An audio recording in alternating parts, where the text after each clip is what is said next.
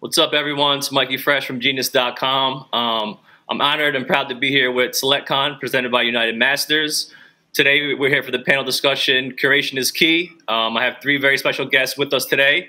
Maurice Peebles, Editor-in-Chief at Complex, Ebro Darden, the Global Editorial Head of Hip-Hop and R&B at Apple Music, and Mika Sunga, the Manager of Programming and Curation at Vevo. Welcome, y'all. Hey, what's going on, What's man? going on? Mikey Fresh. Mikey Fresh. First of all, once again, I just want to thank you guys all for being here. It's been a rough year for everybody, obviously, but we're here to hopefully give some game and give some insight into the curation world in music. There's a lot of up-and-coming artists, producers, and even, content producers themselves tuned in. And hopefully we can just give them some game and some advice on how to really build up that fan base. So first of all, I just want to say, man, curation is a word that we hear so much in the digital music world in 2020. But for you all, how would you define curation and what it is to be a content curator? We could start with Maurice.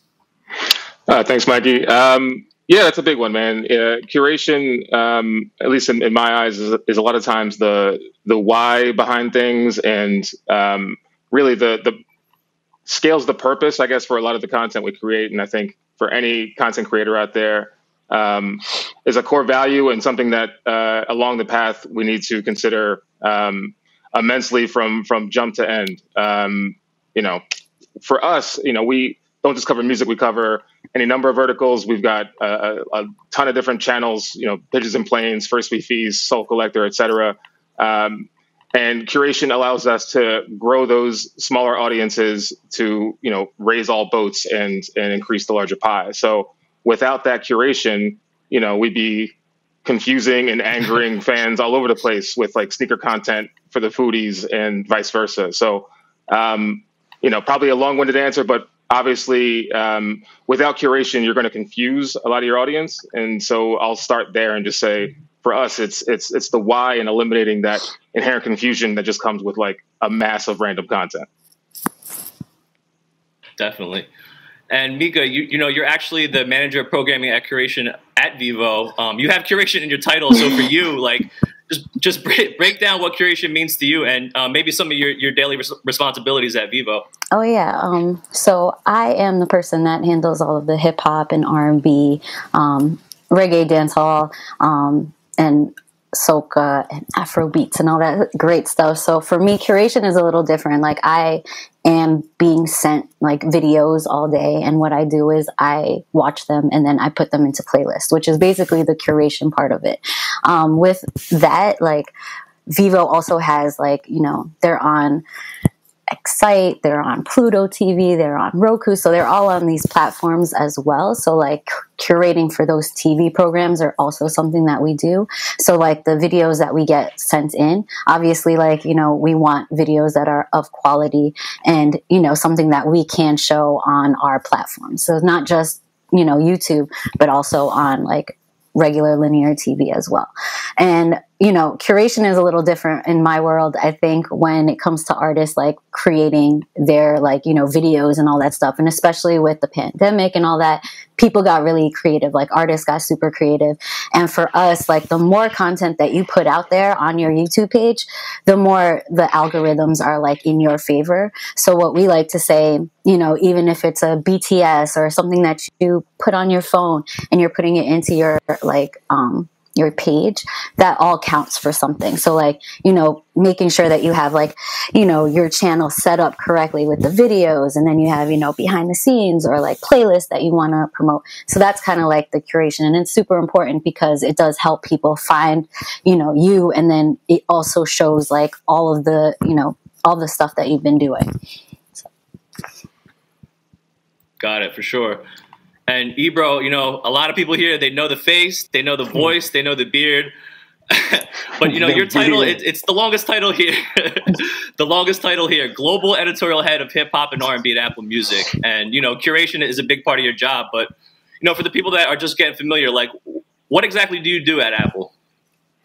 Well, I oversee a group of people that program playlists in the hip-hop, R&B space, Caribbean music, gospel.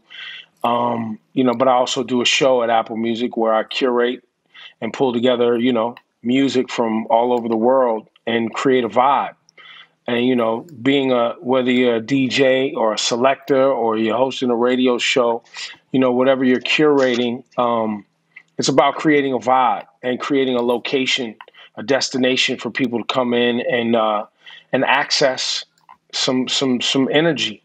And, I think some of that is knowing the audience that you're targeting, right? So knowing who you're talking to, knowing what and how to serve that audience, whether it's serving a consumer based on the day of the week, based on the weather outside, based on geography, based on mood. There's so many different ways to curate, based on your intended goals. And so at Apple, I'm working with a team to do all those things, whether we're doing it through Apple Music One, which is our radio station, whether we're doing it through playlists, whether we're doing it through algorithmic stations that exist inside, whether we're doing it through pulling in DJ mixes and things that we feature in the service. So there's just a number of ways to curate content. So, but that in a nutshell is my job, to keep an eye on those things with my team, and just try to refine and make our processes as efficient as possible.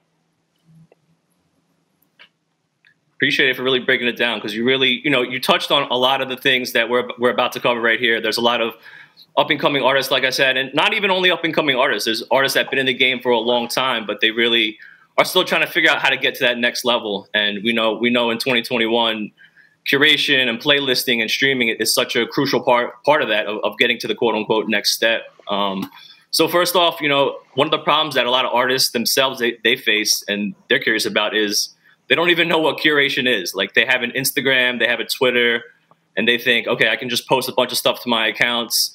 I'll tag Ebro. I'll put a bunch of, fire emojis on their Mika's account. And they think that's kind of like building and interacting. But yeah, first of all, like, what advice would you give to artists that are like, okay, I don't really know what curation is, but how can I curate my own content and, put my own package together before I present it to Complex, before I present it to Apple or Vevo? And Maurice, I guess we can start with you, man. What would you say would be like the best way for artists to even begin, curating their own content themselves, their own musical catalog, their own art, whatever it is? Yeah, I mean, like, obviously it's not easy. There's a lot of people competing in a very small space for the same eyeballs, right? We're all sort of in the same game where we're competing for eyeballs and ear holes. And I guess the first step really is just realizing that that's something you need to do. Like, curating your content is a step you need to take. It's something you need to take seriously. You can't be a, gospel singer with a lot of religious things all week and then, turn up in Magic City on one day on your page. Like, it doesn't make sense. And I mean, well, depending what artist you are. Listen, bro. Listen. The right artist, but I'm just, I sincerely believe, like, Ebro actually touched on something. You said the magic word in a lot of ways, which is the goal. Like, what is the goal of the content? And that's generally where you should start, right? Like, is this something to drive engagement? Is this strictly to get people to answer you and to be interacting with you on your page? Is this something to drive audience, to get more followers, to get more likes, et cetera, et cetera? Is this letting the audience know that you have varied tastes and doing something off the beaten path to be able to expand your audience? In curating yourself and in curating for your audience, you have to understand them. You have to understand what you want, and then understand what you're delivering. And, like, honestly look at the whole of your content, whether that's on your social media page or wherever, and cut and refine and tailor and try to really narrow it down and figure out, it's KYA, know your audience. So what are they drawn to and what do you want them drawn to? So that's a lot, and a lot of those things are heavy, but realizing that you should curate is probably step one. And then knowing the audience and taking those small steps from there are probably the following steps. Yeah. That's real, man. And real quick before we move on to Mika, I just want to say for artists out there that are trying to get in touch with you and trying to pitch you something, when do you think is like the best time for an artist in their career to really, send an official pitch to Complex or to hire a publicist to do it for them? It really varies from artist to artist and situation to situation. I get a lot of those PR emails, like I'm sure everyone here does, and some of them, honestly, you'll just gloss over, right? Like they sort of have the all caps lead and they want to let you know about this big thing that's happening right now. But personally, I've always been drawn to creativity and to trying something new. I mean, whether that's sending a PR email, introducing a brand to what you have to offer, or just trying to get an internship somewhere. I mean, it behooves you to be different than the crowd, to try to stand out in one way or another. So if you have that sauce, early in your career, and you can catch people's eye with either the actual product, the music, or just a creative way to get in front of someone like myself or anyone in this call, go for it. But I would also add to that, don't be discouraged if it falls on deaf ears, and to be consistent, which is something I'm sure we'll talk about later on. But I don't think there's a formula to say, like, write this style of email and you'll definitely get responses. That's not how the game works. For sure. And I hope a lot of artists out there took notes and they're not just sending blank wild emails with MP3s attached and all that crazy stuff. But Mika, we just heard, some of the things that Maurice goes through at work. But for you also, I know you get a ton of pitches from artists like, hey, how can I get one of those Vevo live performances? How can I get in your programming? What would you say is like the first steps for artists to curate their content first and then bring it to you? Okay, so first and foremost, having a Vevo account is always a good start. I think a lot of people forget, what or who they're promoting, who they're reaching out to. So first and foremost, in order to do anything with Vevo, you do have to have a Vevo account. I know it's a little confusing with the YouTube and Vevo and what the difference is, and it is like we are working together, so it's not like, we're competing or anything. But once you get your Vevo page up, then you could come and, start, putting things up on there, okay? Delivering to us, making sure that, you're reaching out to our label reps that we have internally and being like, hey, this video is coming out. We would like promo for it and this and that. And so, and it reaches out to me or like whoever the programmer is for that genre of music.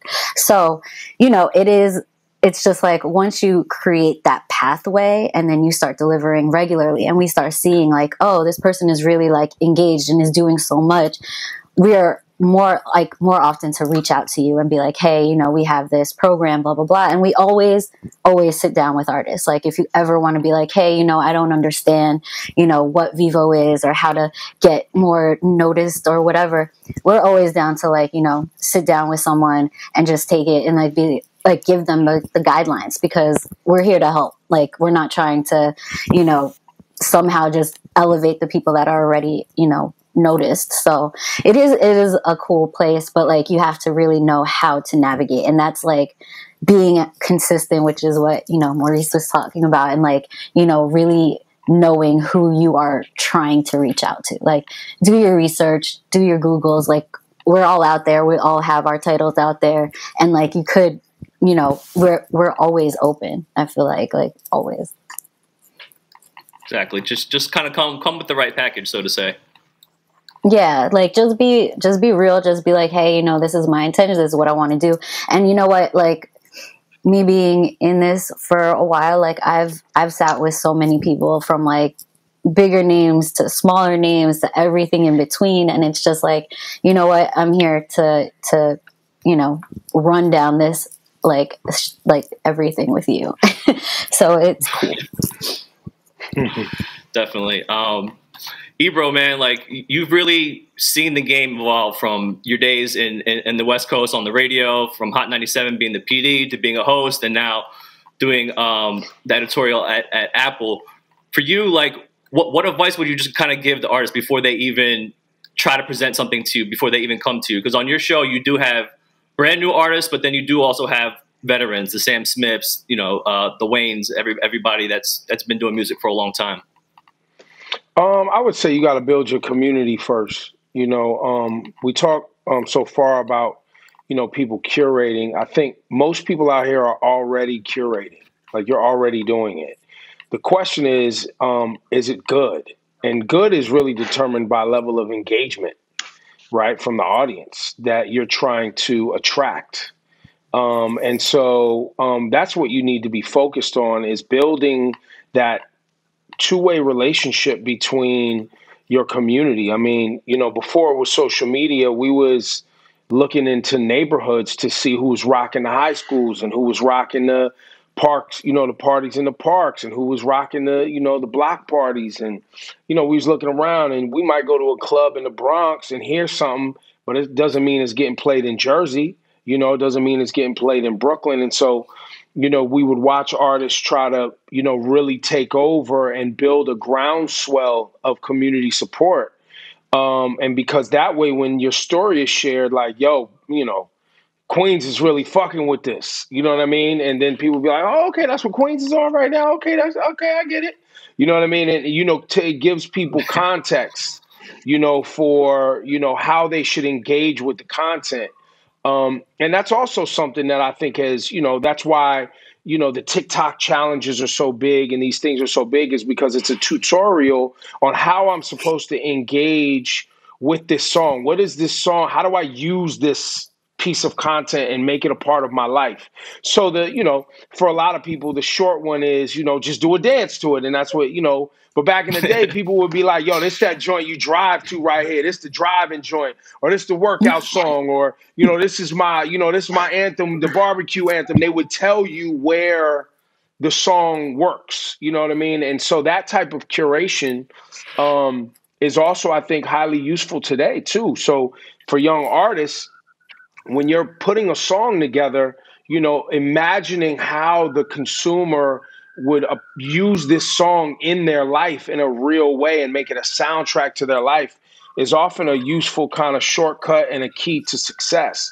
It's oftentimes, you know, and I think it's looked over, how often successful, legendary hip hop artists and the music was made was taking and sampling songs that were already a part of culture and then putting rhymes on top of it because it was instantly familiar. And so that instant familiarity is the cheat code. And now my rhymes and shit that I'm going to put on top of this, now I get to show you who I am and where I'm from on a song that you already love. And I've redone the song in some way. So that's kind of what that cheat code was. But I think artists, even if you're not sampling and you're doing something original, creating a vibe, creating an energy musically, and then applying your vocal instrument to that music, and the lyrics now tell me the story. So, you know, I think young artists often don't, you know, that critical thinking of how these things happened. Oftentimes artists want to just get me on a playlist, or just get me on the radio, or just, you know, instead of actually saying, wait, let me use my talents and build my craft and sharpen my tools and build my community so that I can, you know, have a consumer base that I'm close to, that I can, you know, communicate with, that can support me. And then let me have that to build from. You know, I'm sure we could all run down the list of popular songs from artists that you're not that familiar with that don't have anything other than that song. Because there was, the song blew up fast and they weren't able to develop their brand in time to keep up with how big the song got, or they just, you know, that wasn't their agenda to actually build a brand. They just threw a song out and it blew up and they were like, I don't even have a plan. So those things do happen organically too. But I think for artists, if you can, building your tribe, building your community, building your fan base, communicating with that fan base, creating deep engagement with that fan base, should supersede any other plans to go and just shoot for the biggest playlist or the biggest, you know, radio play or something like that. For sure, man. I think, you know, just adding on to that, a lot of artists today, they kind of accidentally get like a social media hit or a TikTok hit, and they're kind of in the, you know, at the last minute scrambling. Okay, I didn't really mean for my old song to blow up on TikTok with the song I made 3 years ago, but all of a sudden it's hot, you know. But I've already spent my album budget promoting the songs that I thought were going to blow up and the focus singles. But what advice for we can start with Maurice too. like, what advice would you give to artists like that are kind of working backwards, where they've been working the shit out of a record, it didn't work, but their older song that they had on an obscure playlist blew up, and so now they have to kind of try to work that record. Does that make sense, Maurice? Yeah. And obviously easier said than done, right? I don't think there's any shortcuts. I mean, even with the one big record, you still have to put that groundwork in to build that audience, even if you're working backwards, right? I think Ebro again touched on something. It's a lot of times going to come down to how engaged and how loyal your core audience is. So any big publication or station or whatever will tend to take more notice if you have a consistent fan base or a floor, I guess, in the level of engagement you get on social media or your actual music. And that takes consistency. So I would say if you were fortunate enough, I guess, to be in a situation where something blew up, you still got to work your way back to, like, from the jump and try to figure out how much of that new audience, those new listeners, can you galvanize and get under your tent to understand what you're about, to understand your sound, and to champion you, in conversations around music. So not everybody who likes that one song is going to follow you to song 2 or to the album or to wherever, but some should, right? Like, if you believe in yourself as an artist, if you have the creative juice to be able to carve out a unique niche, you should be able to use consistent communication with that audience to stabilize the people you got and to grow upon that. And when you have that backing, I think it goes a long way to adding some substance to, those emails you send out about XYZ release or about what's coming next. Again, a lot of this stuff is easier said than done, and I don't want to make it sound as if, just do this step and then that step. That's not really how it works. But that's inherently, what makes this such a challenging industry, is that it's a popularity contest, but a popularity contest that requires a lot of work and requires a lot of brand building from a personal standpoint, and having a team that has your back, and just having a group of fans that will support you, from the wax single to the one that blows up as a TikTok dance. Like, that's going to be the core of getting noticed and getting over that hump. But again, it's a lot of knowing who that audience is, knowing who will stick around, from that big single, and catering to the folks who make up that group. I think that's the biggest thing for me, is really being consistent in your communication, slowly growing, putting out the stuff that you believe in, and making sure that you have that two-way street to be able to make sure that they're in lockstep with where you are now and where you're going next. No, definitely. You really got to build a brand for yourself and kind of build a presence online. And, like you were saying, a part of that is knowing who your audience is. Who am I targeting? Am I targeting the kids that are home on the internet and just, bumping whatever TikTok song comes up through algorithm? Or am I really targeting, like, a fan base that I've created? Even though I only have 5,000 Instagram followers, every time I post something, 4,000 of them comment and they, interact with me, or they buy merch. Mika, I'd want to know, or I know artists want to know, like, how do I transform my TikTok hit to a video on Vevo? How do I get those eyes? And even though I don't have a lot of money for, a big budget video, I have a low budget video, but I know my song's hot. Can you help me boost this?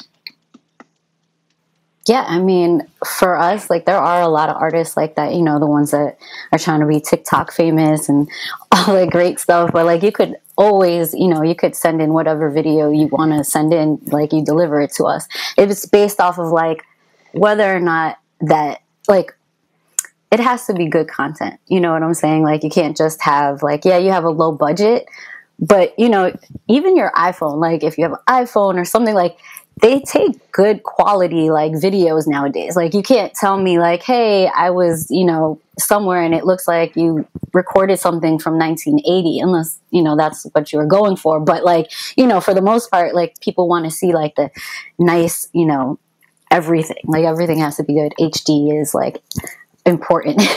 But, like, you could put up that video as long as, you understand like that audience that you're going for, because once I look at a video and I'm like, okay, this is that artist, and like, you know, I start seeing more of like what music they're putting out there, I'm like, okay, so this is going to be going into like that TikTok type of playlist. And, you know, so I try to push those artists in those playlists that would make sense for them. And then we also have like promo on our side. So we have like the end screens and the channel cards.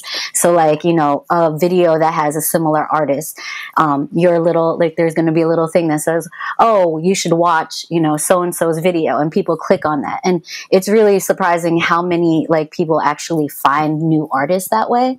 And so, you know, with like when you send in your videos and when you like, you know, come to us for that promo, we will be like putting that stuff in there and making sure that, you know, you get those eyeballs that you're focusing on, and not just like, you know, random, like I'm going to put you in rock when you're doing, you know, hip hop or EDM, you know, that doesn't make any sense. So, you know, putting them in the right frame is usually really important, especially if they're trying to go in that place everybody wants to go. I think everybody out there is day by day just trying to get to the next stage of their career. And, you know, it hasn't been easy, obviously, in the pandemic and with everything going on. But really the goal for all artists is to kind of build their own fan base. You know, right now, artists out there, whether, like I said, whether you're up and coming or veteran, you have a way to connect with fans directly, whether it's through your social or through streaming. But Ebro, we only have 5 minutes left, so I just want to get your thoughts on this before we wrap. How important is it for artists to kind of own their own intellectual property and to own the rights to their own content? Like, say, if you're a rapper and you want to start your own podcast network or your own interview series, maybe you're like, I don't need to go to Apple. I'll just start my own thing on Twitch. What advice would you give to those artists who are really like, you know what, I'm going to do it on my own, then I'm going to try to get noticed by Ebro? That's phenomenal. You know, the advice would be just, once again, find your audience, whether it's 2 people or 20, begin to engage with them and create some, you know, shareable moments to, you know, either empower that audience to, you know, preach your gospel and wave your flag, or, you know, figure out some sort of marketing mechanism to get the story to a broader audience, you know, day by day and week by week. You know, you just got to keep growing it, you know. I never discourage anyone's path. You know, I always ask the question of artists and creators in general, like, do you want to be popping? Like, do you want to be a rock star? Is that what this is about? You being famous? Is this about you being famous and making a lot of money? Is this about you just being able to be in love with your craft and, you know, pay your bills and live a happy life? Like, you have to decide what you're in this for. Because I know forever dudes who, you know, had great careers touring Europe, buying homes and taking care of their families, and never had mainstream success. They own their music outright. They own their merch and their intellectual properties. You know, some good buddies of mine that I came up with, Hieroglyphics, they've owned that logo the entire time. And they still sell mad merch all over the world, put out albums when they want to. And they had, one bona fide hit in 1993? Right? So I think... That's real. No, that's real, yep. You know what I mean? And so, you know, you have to decide who you want to be. You know what I mean? In as a creator, every path. There's so many different paths in this game to monetize and be, you know, whom you want to be and what will fulfill you. Because as we can all see, being the richest won't necessarily fulfill you. You know, just like, you know, being super duper underground, you know, hardcore purist. Some people ain't happy with that, you know, a few years into it. So you just have to live your life, go on your path, be true to your heart, be true to yourself, and take the risks, the calculated risks that, you know, will hopefully sustain you, maintain you, grow your financial revenues, or whatever it is your goals are. No, that's real. Like, you know, a lot of artists there might not be in it for the long haul. They might just be in it for the short term. And then you have, like you said, other artists who are just about the music. They'll be cool with doing festivals, you know, 2,000 person festivals in Europe, around Asia for the next 15 years.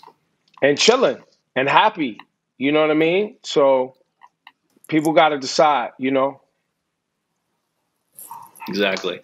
And Maurice, we're wrapping up here soon, but I just wanted to get your last thoughts on, you know, how can artists develop their own brand image? Like, a lot of artists, they're struggling. They don't know who am I as an artist. I know, like, I make rock songs and I make hybrid R&B, hip hop, hyper pop, bedroom rock songs. So they're really just trying to, like, appeal to everyone, and they don't really know who their audience profile is. Like, how can they stick out in the eyes of a company? I don't think they should 100% have to know who they are as an artist, but because we're all growing and no one is the same day to day. But there should be some underlying passion there in some direction in terms of the sound you want or the brand you want to convey. And if you don't know that yet, you know, look into your catalog, look into your actual performances, what gets the juices going, what is the direction that you feel inside that you want to go to, and you know, do the math with that side of it versus what, you know, your audience so far has been drawn to, right? So if you put out a bunch of these, you know, the more like dad rock songs, but you like punk rock, and then the punk rock one is the one that gets all the attention online, then, like, maybe that's the direction you should lean into. But overall, I would just say, like, you know, like we said before, be consistent, be creative, bring value. And that's something that I think, you know, shouldn't get lost by the wayside when discussing these things. You should bring value to the people who follow you online. So I know we're running short on time here, but, you know, use your internal passion, and put that up against what the audience seems passionate about. And that nexus is likely where you should be headed. Appreciate it, man. Thank you. Thank you all for joining us. Our time's up here, but I hope everyone at home really got some game, got some insights, got some knowledge that'll help you when you're trying to pitch to an Ebro, when you're trying to pitch the Vevo, when you're trying to pitch the Complex, and, you know, just do it the right way. So once again, this was SelectCon 3 presented by United Masters. The Curation is Key panel. Thanks for having me. Yeah, appreciate it. Appreciate it. Thank you.